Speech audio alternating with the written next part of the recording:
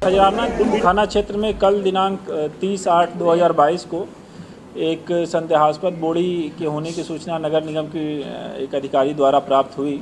उस सूचना के तस्दीक पे वहाँ पुलिस की टीम पहुँची और उसने उस बोड़ी को खोला तो उसमें पाया कि एक मानव शरीर का कमर के नीचे का भाग है और वो देखने में पुरुष व्यक्ति का शरीर प्रतीत होता है।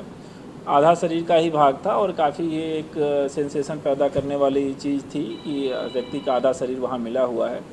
उस बात को मद्देनजर रखते हुए खजाना पुलिस की टीम वहाँ एसीपी साहब, टीआई साहब और बाकी इनकी टीम लगी और जो आसपास के कैमरे फुटेज वगैरह थे उनको खंगाला जाने लगा। चूँकि शरीर का आधा ही भाग था तो पहचान करना एक महत्वपूर्ण टास्क था पुलिस के सामने। जब पहचान हो जाती है तो व्यक्ति का पता चलता है कि उसे किससे झगड़ा फसाद हो सकता है, क्या घटना हो सकती है। तो पहचान करने के लिए जो गुम व्यक्ति थे अपने थाना क्षेत्र में और ज़िले में उनकी एक लिस्ट बनाई गई।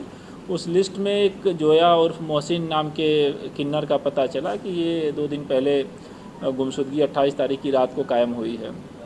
उनके परिवार वालों को भी बुलाया गया, दिखाया गया और चीज़ें उसमें उनसे बातचीत की गई तो उन्होंने अंदेशा जताया कि ये इनके जो परिवार का सदस्य है जोया उर्फ मोहसिन, उसका शरीर का भाग हो सकता है और उसके शरीर पे कुछ कपड़े जो बंधे हुए थे, मृत जो व्यक्ति था, तो उससे भी उन्होंने कुछ पहचान की बताई बात। फिर इस चीज़ को डेवलप किया गया और पुलिस की पूरी टीम इस बात पे लग गई कि जो गुमशुदगी है संबंधित व्यक्ति को ढूंढा जाए। उससे जुड़े हुए जितने उसके दोस्त मित्र थे करीब 15 से 16 लोगों से पूछताछ की गई, अलग अलग बिठा के पूछताछ की गई, हर एंगल से की गई। साथ ही साथ उस इलाके का कैमरा इत्यादि भी खंगाला गया। मीनवाइल जो तकनीकी डिटेल है वो भी मंगाई गई और सभी साक्ष्यों का एनालिसिस करने के पश्चात इसमें एक व्यक्ति नूर मोहम्मद नाम का संदेही आ रहा था जिसका पता नहीं चल पा रहा था। पुलिस उसके तलाश के लिए लगातार प्रयास कर रही थी और अंततः पुलिस को उसमें सफलता मिली और नूर मोहम्मद को पकड़ा गया। पकड़ने के पश्चात जब उससे पूछताछ किया गया तो उसने घटना बताया कि जो जोया उर्फ मोहसिन है इसको इंटरनेट के माध्यम से नंबर मिला था और कुछ दिनों से इनकी मोबाइल पर चैटिंग हुई थी। उसके पश्चात इसने मिलने के लिए बुलाया था। जो आरोपी है नूर मोहम्मद वो उस समय घर में अकेले ही रह रहा था। उसके माता पिता बाहर हज पे गए हैं, पत्नी मायके में है, तो उसने मृतक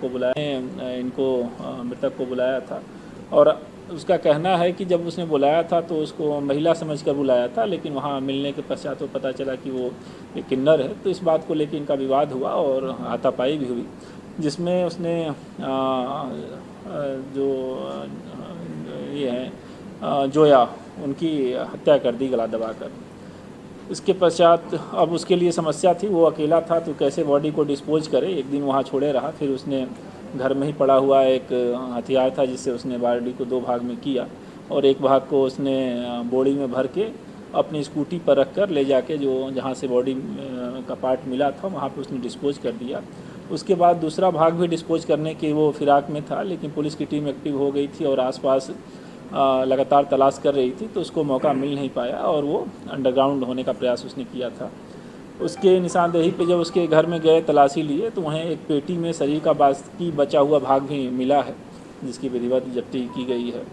अब इस मामले में जो आरोपी है उससे और पीआर लिया जाएगा, उससे पूछताछ की जाएगी और भी घटना से जुड़ी हुई जो चीज़ें रहेंगी इसमें विवेचना में आवश्यक उनकी जब्ती की जाएगी और भी जो साक्षीगढ़ हैं उनके बयान लिए जाएंगे और इसमें अग्रिम वैधानिक कार्रवाई की जाएगी। तो चूँकि ये काफ़ी सनसनीखेज तरह से घटना ये अंजाम दी गई है और जैसा किया है तो इसको चिन्हित अपराध में भी लिया जाएगा और प्रयास रहेगा कि इसको जल्दी ट्रायल कराया जाए। अभी तक जो पूछताछ हुई है उसमें इसने किसी का साथ उस समय घर में होना नहीं बताया है, लेकिन पीआर के दौरान निश्चय ही इन सभी बिंदुओं पर पूछताछ की जाएगी। घर से शरीर का भाग पेटी में बचा हुआ मिला है और बाकी जो मृतक है उनके शरीर के कपड़े इत्यादि जो बचे हुए वो मिले हैं। वो हथियार भी वहाँ लोकेट हो रहा है जिससे काटा गया। सर, आरोपी को गिरफ्तार करा सकते हैं? आरोपी जूनी क्षेत्र से मिला है और उसको थाने पर लेके पूछताछ की गई। पूछताछ करने के पश्चात जब वो घटना को स्वीकार कर रहा है तो फिर उसके पश्चात उसकी गिरफ्तारी की गई। आरोपी टाइल्स लगाने का काम करता है। उसकी 22-23 साल की लगभग उम्र है। उसके 2-3 और भाई भी हैं जो अलग रहते हैं। ये सबसे छोटा पुत्र है। अपने माँ बाप के साथ वहीं पे रह रहा था वो, और शादीशुदा भी है। इसकी पत्नी अभी मायके में थी और मकान पर ही अकेले ही उस समय था। आपराधिक रिकॉर्ड अब तक इसका सामने नहीं आया है, लेकिन इसको तलाश किया जाएगा कोई आपराधिक रिकॉर्ड है कि नहीं। बता रहा है कि नेट पे इसको नंबर मिला था जिसके माध्यम से इसकी चैटिंग हो रही थी और उसके पश्चात इसने मिलने के लिए बुलाया था। और घर में उपयोग होने वाला धारदार चीज़ था। वो कोई मतलब बकरा लंबा काटने वाला जो रहता है, बाका टाइप का। ठीक है, यहाँ से नगद पुरस्कार भी दिया जा रहा है जिन जिन लोगों ने अच्छा काम किया है, क्योंकि ये घटना काफ़ी संवेदनशील प्रकृति की थी और 24 घंटे के अंदर इन्होंने दिन रात लगकर इसको ढूंढा है। तो निश्चय ही टीम ने काफ़ी मेहनत से काम किया है। रात भर लोग सोए भी नहीं, लगातार रहे। पूरा टास्क सबका यही था कि इस आरोपी को पकड़ के ही चैन लेना है। तो इन्होंने अच्छा काम किया है। टीआई साहब हैं, रितेश हैं और भी टीम में जो भी सदस्य हैं सभी को नगद पुरस्कार दिया जाए। खबरों के लिए सब्सक्राइब करें JSR टाइम्स और साथ ही नोटिफिकेशन पाने के लिए बेल आइकन को दबाएं।